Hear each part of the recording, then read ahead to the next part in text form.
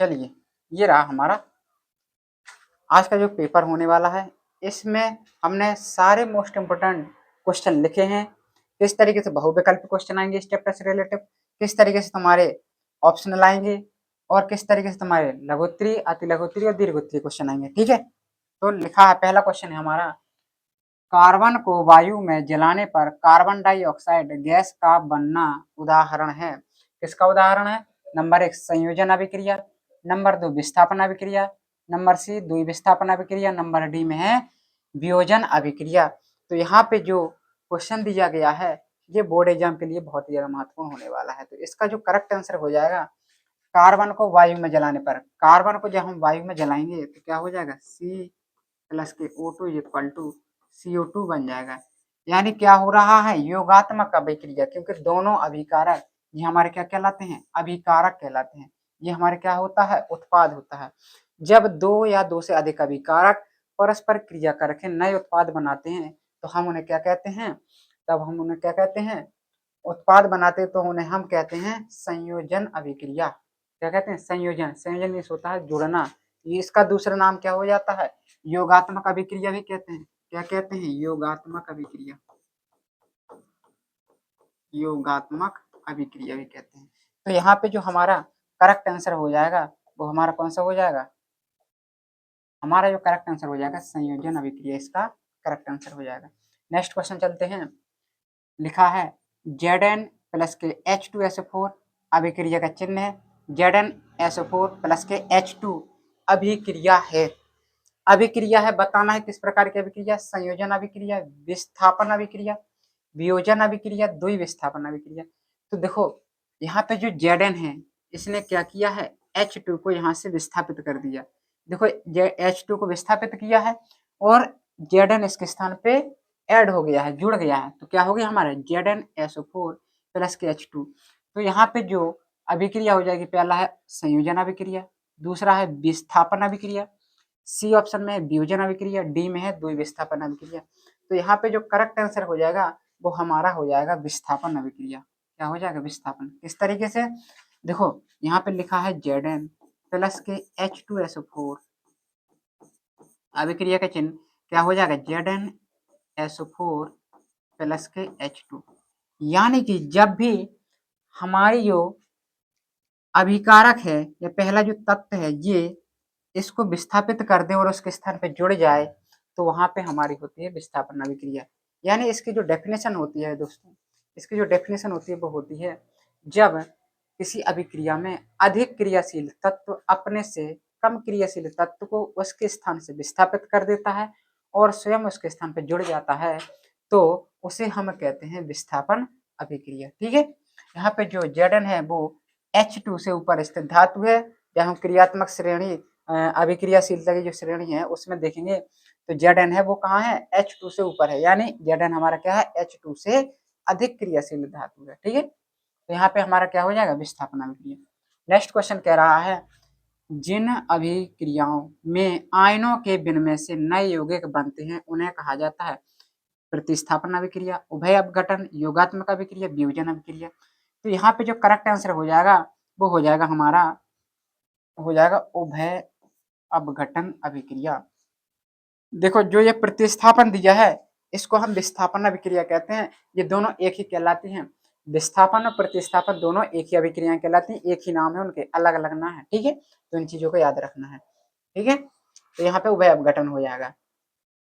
इसका एक उदाहरण लेकर समझ लो, विनिमय का Na2SO4 प्लस के BaCl2 इज इक्वल टू हो जाएगा। देखो यहाँ पे आयन वाली जो तत्व है वो कौन है, Na प्लस, Na के ऊपर क्या होता है, प्लस होता है और Cl के ऊपर क्या होता है, माइनस होता है। तो ये दोनों जुड़ जाएंगे तो क्या हो जाएगा 2NaCl प्लस के BaCl2, ये हमारा ना BaSO4 बन जाएगा। क्या बन जाएगा, BaSO4 बन जाएगा हमारा। ठीक है, तो यहाँ पे आयन परस्पर जब मिल जाए तो यहाँ पे होता है उभय अपघटन। इसका दूसरा नाम भी याद रखना, दूसरा नाम होता है द्विविस्थापन अभिक्रिया, द्विविस्थापन द्वि विस्थापन अभिक्रिया होता है इसका नाम। ठीक है, चलते हैं नेक्स्ट। चिप्स की थैली में भरी जाने वाली gas, number A ammonia, number B nitrogen, number C CO2, number D में सल्फर डाइऑक्साइड। तो यहाँ पे जो जो चिप्स की थैली होती है, आलू के चिप्स हो गए, पोटैटो के टमाटर के चिप्स हो गए, तो उसमें क्या होता है, किस गैस को भरते हैं, नाइट्रोजन गैस को भरा जाता है। किस गैस को, नाइट्रोजन गैस को भरा जाता है। अगला है 9 सादर का रासायनिक सूत्र, NH5Cl, NH3Cl, NH4Cl, none of these. इसका मतलब होता है इनमें से कोई नहीं। तो यहाँ पे जो नौसादर यानी काले नमक का जो सूत्र होता है वो NH4Cl होता है। यहाँ पे करेक्ट आंसर हो जाएगा। लिखा है CaCO3 अभिक्रिया का चिन्ह डेल्टा कहलाता है। ये क्या कहलाता है, डेल्टा कहलाता है। इसका मतलब होता है इसको गर्म किया जा रहा है। CaO प्लस के CO2 किस प्रकार की अभिक्रिया है, नंबर ए वियोजन, नंबर बी में विस्थापन, नंबर सी में द्वि विस्थापन, नंबर डी में रेडॉक्स अभिक्रिया। तो यहाँ पे जो हो जाएगा वियोजन अभिक्रिया। वियोजन अभिक्रिया का मतलब होता है जब किसी अभिक्रिया को बाह्य कारक जैसे ताप, दाब आदि के कारण दो या दो से अधिक अभिकारकों में दो या दो से अधिक अभिकारक में टूट जाती है, तो उन्हें हम क्या कहते हैं, क्या कहते हैं, वियोजन अभिक्रिया कहलाती है। यहाँ पे जो कि गर्म किया जा रहा है यानी ताप दिया जा रहा है यहाँ पे, इसकी सबसे अच्छी पहचान होती है यहाँ पे कुछ ना कुछ लिखा होगा, या तो डेल्टा बना होगा, इसका मतलब होता है गर्म, ऊष्मा भी लिखा हो सकता है, या सूर्य का प्रकाश, ये 3 चीजें हो सकती हैं। तो ये इसकी पहचान होती है वियोजन अभिक्रिया। ठीक है, तो इस तरीके से हमारा ये पोर्शन कंप्लीट हो जाता है। इसके बाद हम चलते हैं, इसके बाद बहुविकल्पी क्वेश्चन हमारे निपट गए। इस चैप्टर में जो ऑप्शनल क्वेश्चन मोस्ट इंपोर्टेंट थे वो हमने कंप्लीट कर लिए हैं। अब हम चलते हैं अपने दीर्घोत्तरी क्वेश्चन की ओर जो हमारे इम्पोर्टेंट होने वाले हैं। ठीक है, तो चलते हैं। लिखा है पहला जो क्वेश्चन है हमारा, पहला जो क्वेश्चन है, थोड़ी इसको और यहाँ पे खिसका देते हैं। ठीक है, पहले जो इसमें सबसे इम्पोर्टेंट अभिक्रिया है वो है रेडॉक्स अभिक्रिया। किसे कहते हैं, उदाहरण देकर स्पष्ट कीजिए।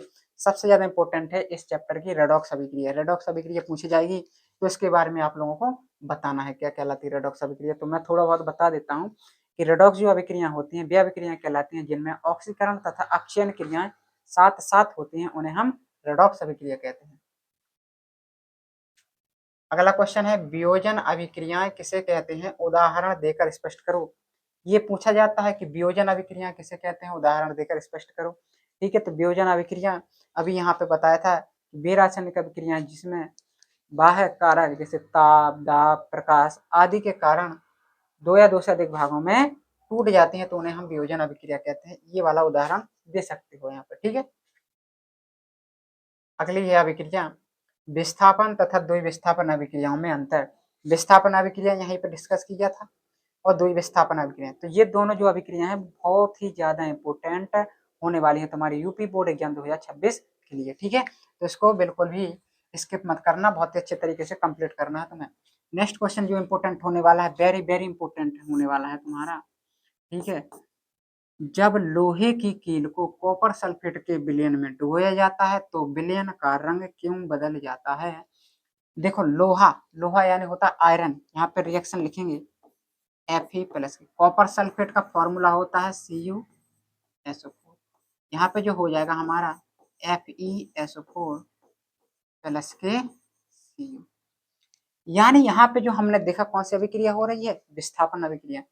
यानी इसमें हम लिखेंगे कि जब लोहे की कील को कॉपर सल्फेट के विलयन में डुबोया जाता है तो विलयन का रंग बदल जाता है। क्यों, क्योंकि आयरन जो है कॉपर सल्फेट के विलयन से कॉपर को विस्थापित कर देता है, हटा देता है, तथा स्वयं उसके स्थान पर ऐड हो जाता है यानी जुड़ जाता है, इसलिए इसका विलयन का रंग बदल जाता है। क्योंकि ये कॉपर सल्फेट से किस में बदल जाता है, आयरन सल्फेट में बदल जाता है।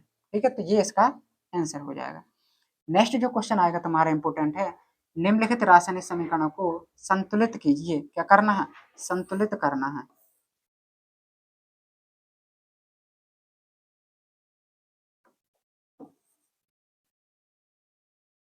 क्या करना है, संतुलित करना है। तो देखो यहाँ पे लिखा है Fe+ के H2O अभिक्रिया का चिन्ह Fe3O4 प्लस के H2। यहाँ पे देखो Fe के कितने दिए हैं, 3 दिए हैं ना, Fe के 3 अणु हैं, तो यहाँ पे भी 3 कर देंगे मल्टीप्लाई, 3 इसके पहले लिख देंगे, तो Fe के 3 हो गए, Fe के 3 हो गए। O के यहाँ पे कितने चाहिए, 4 चाहिए, यहाँ पे कितना है 1, तो यहाँ पे 4 का मल्टीप्लाई कर देंगे। अब H के यहाँ पे कितने हो गए, 4 दूना 8, यहाँ पे कितने हैं 2, तो यहाँ पे भी 4 कर देंगे। यानी जो हमारी संतुलित अभिक्रिया हो गई, इसके पहले 3 लिखेंगे, इसके पहले 4 लिखेंगे और यहाँ पे हम भी 4 लिखेंगे। तो इस तरीके से ये हमारी संतुलित अभिक्रिया हो जाएगी, ठीक है। इसी तरीके से यहाँ पे देखेंगे दूसरी वाली अभिक्रिया, दूसरी वाली अभिक्रिया देखेंगे MnO2 Cl2, Cl2 के यहाँ पे कितने हैं, Cl2 के हमारे यहाँ पे 2 हैं, O के हमारे यहाँ पे कितने हैं, 2 हैं O के, तो यहाँ पे 2 कर लो पहले, ठीक है।